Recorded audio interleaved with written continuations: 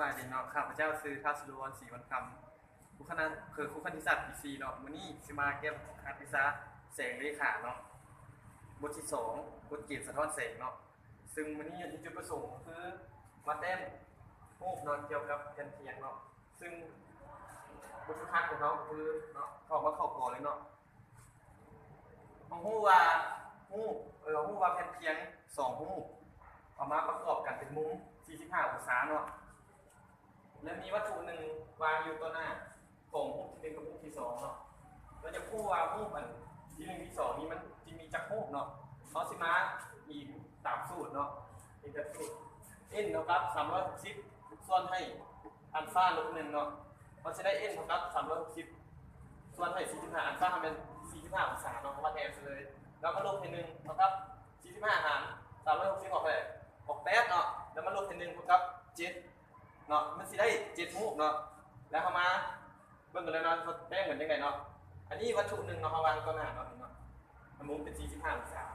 วางต่อหน้าของมันกับเป็นเพียงที่1กับเป็นเพียงที่2เนาะแล้วมาศึกษาในกรณีที่1ก่อนเนาะว่าเป็นยังไงเนาะอันนี้เรียงแนนรัศมีแสงฮอดเนาะตั้งฉากครับเป็นเพียงที่1เนาะแล้วจะเกิดเป็นรูปรวมหรือว่ารูปจริงเนาะเป็น A1 แล้วเขาสังเกตมา A1 นี่มันตั้งฉากกับแผ่นเทียนที่2เนาะแผ่นเทียนที่2แล้วมันจะเกิดเป็นรูปรวมขึ้นมาเนาะเป็นรูปรวมเขาหมายเป็น A2 เนาะรูปรวมแล้ว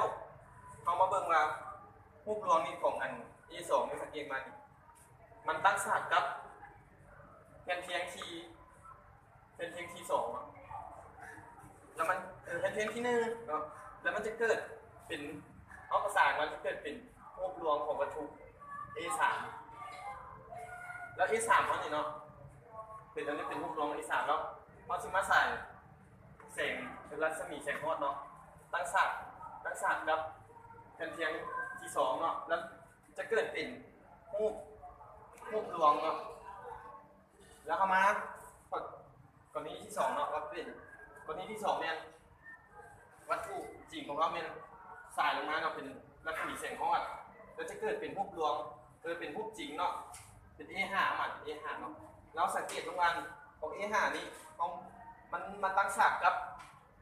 A1 เนาะเพียงหนึ่งแล้วจะเกิดเป็นรูปรวมของเขาสิหมายเป็น A6 เนาะเรามาสังเกตแล้วเขามาสังเกตว่า